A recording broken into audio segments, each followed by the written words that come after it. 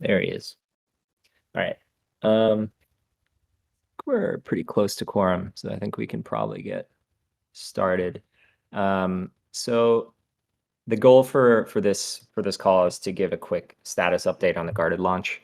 I'm gonna go through, I think, some of the roadmap stuff and just kind of give a bit of an update on how the progress is going.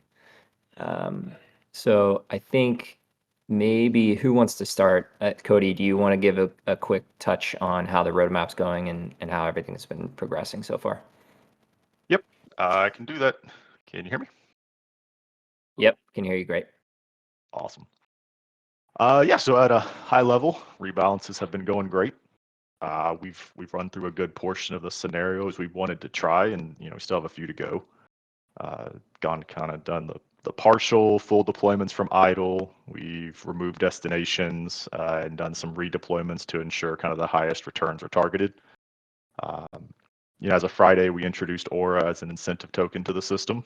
There's a warm-up period when we do that, so we can get some baseline measurements of it. But it means that next week we should be introducing some balancer and Aura destinations to the system.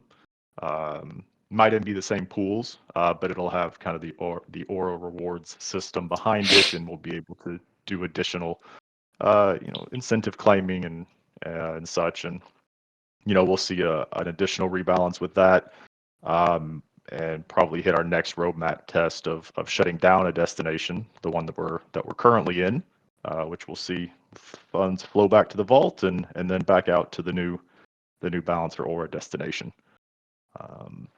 From there we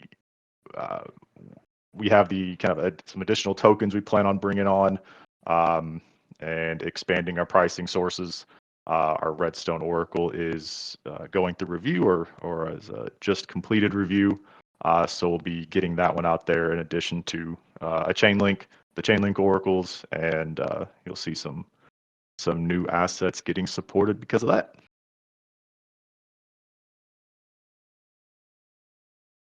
That's great. Thanks, man.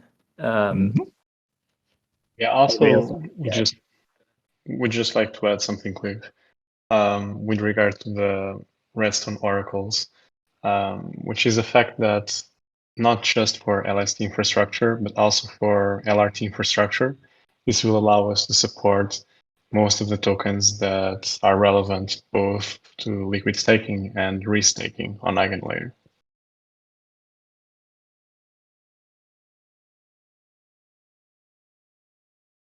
I'm trying to get Carson back up here.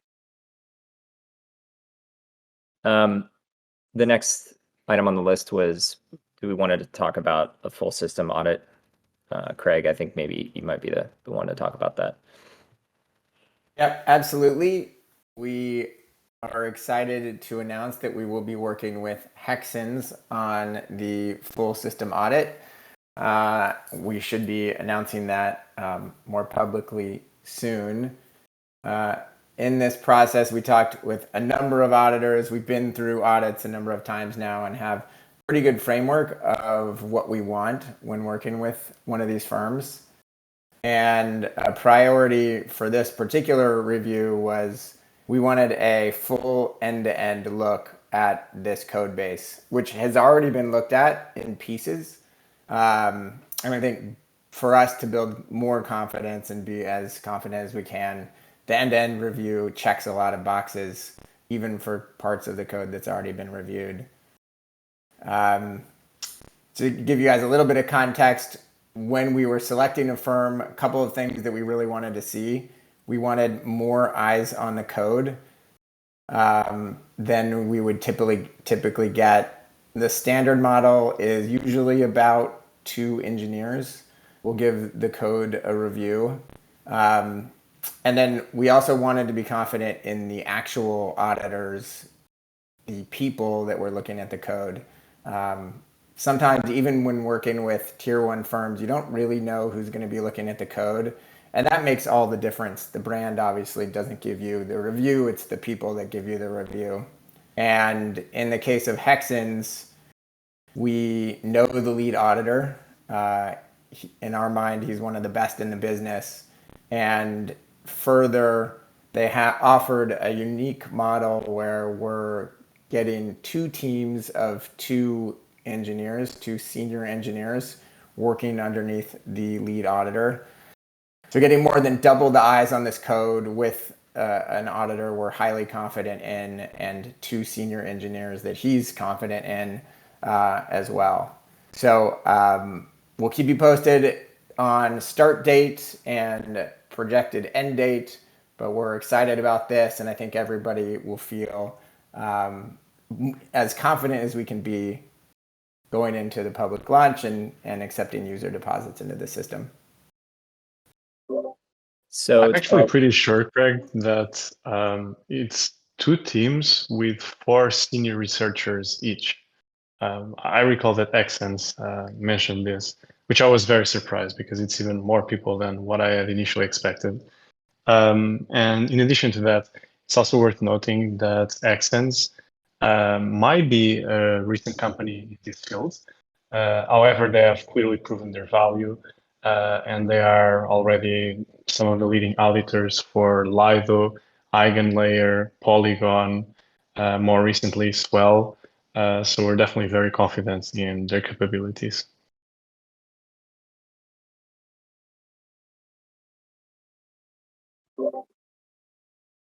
And Craig, I know a lot of people obviously are curious about timeline, and it's difficult for us to say because it's obvious that we can't give any sort of inference for timeline until we get the audit going. But I don't know if you wanted to say anything about that or not until now. Yeah, I wish I could. It's dangerous to speculate on these things. Cody and all of the devs are working as hard as they can to turn over the code, frozen code, to the auditors, and then it's a little bit out of our hands. I think the best thing for us to do is to keep you guys posted when we turn the code over to the auditors, and that'll give us some insight on the actual timeline. We're close, and it shouldn't be too long if that's maybe the best that I can give you. Great. And are there any, Nick, I know you had some UI updates you wanted to mention.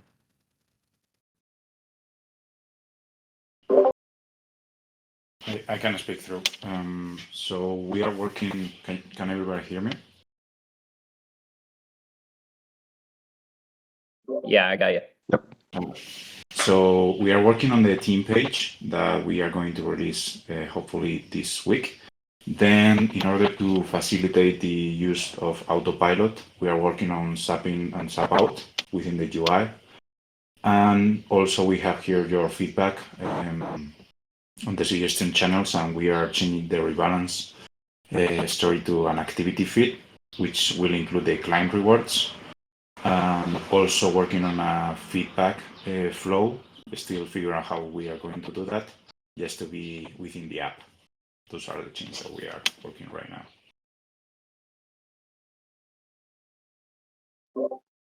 Awesome. That's really about it for the short list for the update. Is there anything else forward looking that anyone wants to touch on, Sharp or anyone? I mean, I can just say that marketing assets are continuing to evolve and are really getting better and better. The tools recently coming out from the AI image generators, etc., I can't explain how much better they get every month. So we're really able to do a lot. We're doing a ton of stuff internally that normally people pay a ton of money for. One of our videos that we recently completed, I had a friend review it who is sort of in that world, and he estimated the budget for a video like that to be around 80 grand, which we were able to complete in-house for, a couple $100 subscriptions. So that's moving the needle on my front a lot. And sort of like the breadth of the different types of content. It's not just, the lore-based stuff. It's also things like infographic videos. We've really expanded our ability to do stuff in-house, which not only saves us a lot of money, but it just makes it a much faster turnover. So we're able to produce things, when we go live, we'll be able to produce things like in real time as needed to promote the project.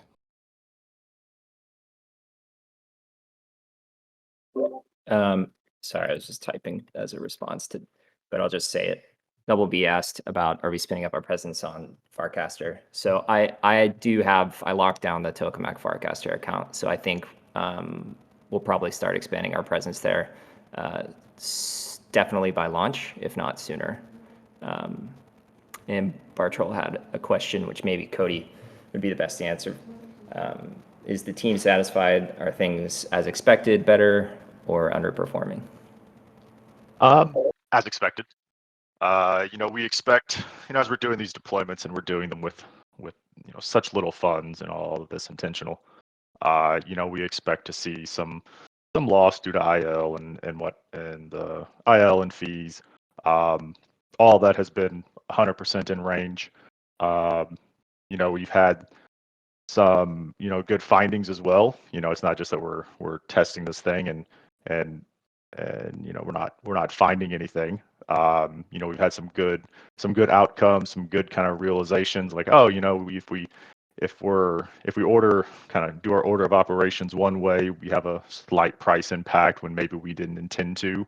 Nothing major, of course, but it's still something where, like, our numbers, they weren't tying out 100%, and it was even like maybe like 5 bips off. But we had to go track it down and just figure out what it was, and small modification in the contract, and we're back out to our numbers being 100% in and out what we'd expect. So I mean, the time we're spending here, it's extremely valuable, and everything is so far been going great. Yeah, can you guys hear me? Because I see a question often returning on Discord that's kind of tangentially at least related to this previous question that I think we could like add something a little bit here. And that is like often the question as to like the performance, like what the performance currently looks like, and like to display the performance. And just to like repeat myself, because I often say this like in writing on Discord, is that the current performance, like it does not make true sense, or it's not like a really like number that would mean a lot, because we're currently like during the guarded phase, the system is basically like forced into certain like behaviors to like check them out, which might not always be like not lead to like the optimal result in terms of performance. Like meaning, for example, you take away the highest performing pool, which the autopilot would currently use.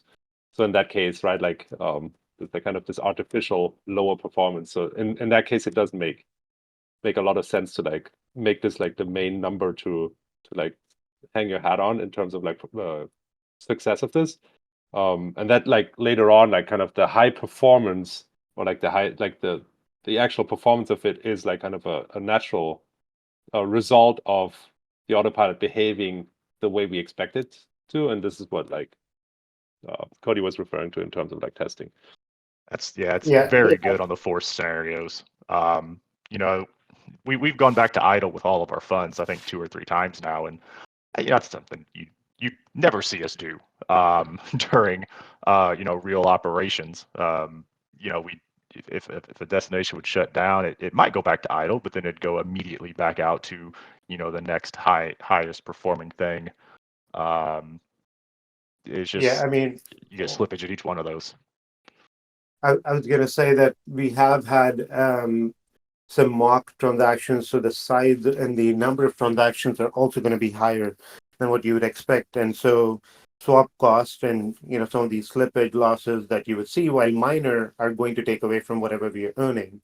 So I mean, just expect this lot additional friction to cause some loss in NAV. Hey everyone, hopefully you can hear me now. This is Carson, was having AV problems at the beginning. You're obviously in good hands with the team here. In addition to that too, you can just think when we have, $100,000 worth or less in the pool at this phase of guarded launch versus when you have many millions in TVL, when you get to open launch, the fees, right, when you're jumping between things and paying gas and those things, don't scale with TVL. In other words, you overcome those very quickly. So in addition to all the reasons they were talking, we're both forcing it into additional moves to do all these checks during guarded launch. But then also there's things where the fees, you overcome the fees and can improve APRs as you scale this up with more capital as well. Additionally, I just want to mention, and this is something that we tried to stress before, which is now we're focused on the rebalancing mechanisms and all of these scenarios that Cody was discussing. But the sheer amount of pools that are included right now, it's extremely small. So what Autopilot always allows you to do, it's outperforming any of the individual pools that are included. So you'll never be able to see this type of performance if the number of pools that you have is very reduced and the number of assets is also very small. So as Carson was saying, this is something that will be very attractive at scale. And all of the scenarios that we're now going through are merely rebalancing scenarios. But we'll get there, and we're going to also expand the supported assets during the guarded launch, so that at open launch, we'll have this huge diversity in terms of pools and option sets that will make the outperformance really attractive. And the outperformance is always in comparison to the number of pools that are included. So there isn't one magical number that represents the benchmark. It's always going to depend on the pools included in AutoPool. And as you have more pools and new attractive destinations, this performance will obviously improve. And I'll just layer on that a little bit on what Sharp said. So, right now, if you look at what the Auto ETH product is right now, it's really an Auto LST product, and we want to expand this into also having an Auto LRT offering, where instead of just a basket of LSTs, we can also do the same optimization and liquidity provisioning and liquidity deployments, but with LRTs in the relevant liquidity pools. Well, we're maybe not ready to do the formal announcement here right now. What we are also looking at is what L2s we go to first, and we want to do that very quickly. In fact, I think during guarded launch, we may move to our first L2 as well, to also have another pool and sort of have the flag planted over there as well. We're looking very closely at base at the moment, as well as other L2s, and we should have something to announce shortly on that front.